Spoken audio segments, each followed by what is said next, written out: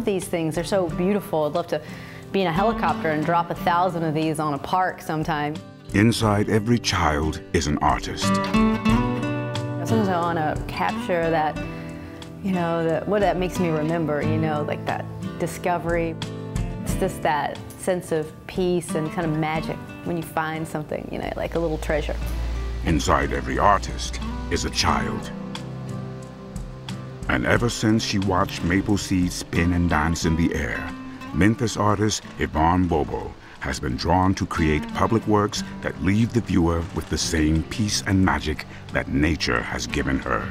I mean, nature's always been my muse. You know, I like to, you know, the wind. I mean, I'm so interested in what's going on out there. I like to build things that are affected, and, you know, like I often use the word choreograph. Like if the wind comes in and it moves the pieces, it's in a way I can't anticipate. You know, it's an interaction, and so I like that.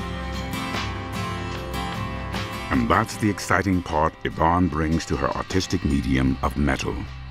Not only do her metal sculptures have the strength to stand up under nature, but Yvonne creates them to play with nature, so that the piece is always moving, always changing. Like I have one piece, and it's a tree full of blue butterflies, and they move slightly. And then if the wind is blowing and they're moving and the sun is shining, just, you know, it's like the colors brighten. Just that you're just right there in that moment. You know, I guess that it's really not stagnant. Hopefully life is not stagnant. In schools, schoolyards, parks, and public buildings around Memphis, the colorful art of Yvonne Bobo is made to turn in the breeze or catch the light of the sun. I did a piece in a park, and, you know, they illuminated when the sun got to a certain height, you know, so it was at that moment when the sun was at its highest, suddenly they would glow. They didn't glow all day, just when that moment hit. I found very quickly that she combines the creativity of an artist with the ingenuity of an engineer or inventor, really, and just the willingness to try anything to get to the result that she wants with her artwork. Does the artist choose to be an artist, or is the artist chosen? Yvonne heard a calling years ago, which was at first a little confusing to family and friends. Because no one wanted me to be an artist. I don't know if no one remembers that. But you know, I was valedictorian, I could have done anything. And none of my classmates, like when I went back for a reunion, they're all like, but we thought you were gonna be a doctor. But you're a welder. A welder. Metal is not exactly the first material that comes to mind when your artistic inspiration comes from nature. I really started out as a sculptor, and well, in school I was mixed media. I was working in anything from glass to fiberglass, skin, you know, hide off of like cows. I would just any kind of material, fabrics, and then I had an interest in a particular project, and I wanted to do something on the water, and I realized I needed steel structure. So after a chance meeting with a metal artist mentor, Yvonne had found her medium of expression. I didn't go in with this fascination with metal and then start working with it. I think that I kind of got thrown in the deep end of metal, and then I discovered it taught me all the things it can do.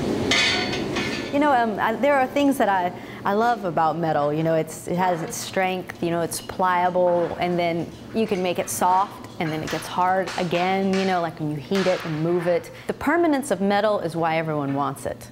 And it's part of the thing that I don't like about it. You know, I fight with it. You know, I love glass, I love luminosity, and metal's not, you know, and in its best form, it's beautiful, but then it rusts, you know, and you have to paint it. And, you know, so I fight with it too. You fight with it until you just decide to accept its nature and then work with it. So, Yvonne Bobo and metal have called a truce. Among the beneficiaries of this peaceful cooperation are the young patients at Labana Children's Hospital. When people walk in there, they immediately are allowed to forget why they're there. They realize they're in a waiting room, but their eye goes to a place that's magical.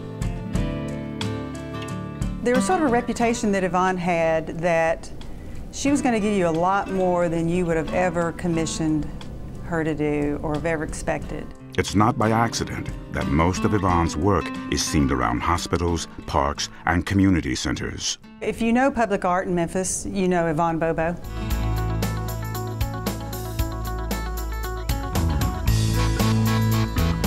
Yvonne's art is where her heart is, at places where her pieces enhance the environment and entertain and inspire the adults and children of the city. You know, you look back about, your body of work, and sometimes you're so caught up in what you're doing, you don't always know what your big picture is, I guess. And so I was looking back, and I love that pieces, inspire people. That's great. It's like the Cancer Survivors Park. Several people have approached me and said that, they were really moved. While it's her public pieces that naturally get more notice, Yvonne's body of work includes art and architecture for homes and art education in schools, where Yvonne shows children how art can be a partner with nature, such as creating a simple wind generator from pinwheels and old VCR motors. So the kids all got to make one of their own little pinwheels. It's a meeting of metal and imagination, moved by the simplicity of nature. I want people to look at art again, and I want people to have a moment with it somehow. They had to stop thinking about their daily lives and their stress and just look at something and just be right there and say, wow, look at it.